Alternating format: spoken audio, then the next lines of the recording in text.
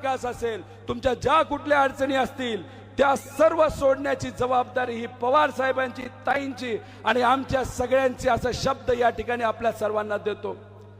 तुम्ही मला सांगा, ज्या व्यक्तीने वडिलांना सोडलं, विचाराला सोडलं, त्या व्यक्तीवर तुम्ही विश्वास ठेवणार का?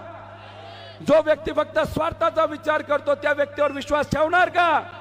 आणि मग एक आपल्यासारखे प्रामाणिक लोक एका विचारासाठी जर लढत असो तर आपण आपल्या विश्वास ठेवा, नाही तर नेत्यांचं काही खरं नसतं.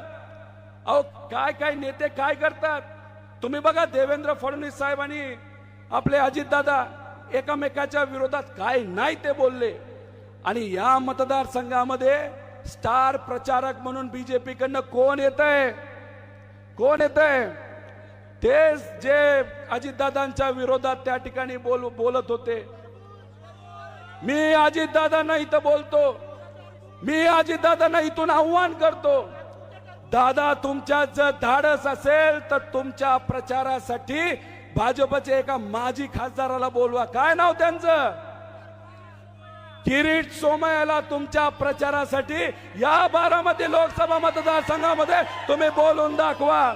अहो हे नेते आधी भांडतात आणि एकत्रित मांडी लावून तिथं बसतात.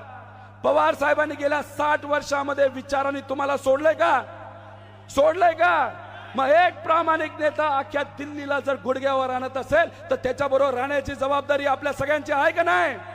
अहो दिल्लीवाल्यांना वाटलं की मराठी माणसाला गुडघ्यावर आणणं सोपं आहे, पण मला दिल्लीवाल्यांना सांगायचे, स्वार्थी लोक कदाचित तुमच्या समोर तिथं गुडघ्यावर येतील, पण स्वाभिमानी मराठी माणूस कधीही तुमच्या समोर गुडघ्यावर येणार नाही. आणि त्यातल्या त्यात आमचा हा वस्ताद हा तुम्हाला चुकवल्याशिवाय राहणार नाही, हे या ठिकाणी सांगतो. त्यामुळे आपण सर्वजण या बाबतीतली काळजी घ्या. 7 तारीख ही महत्वाची.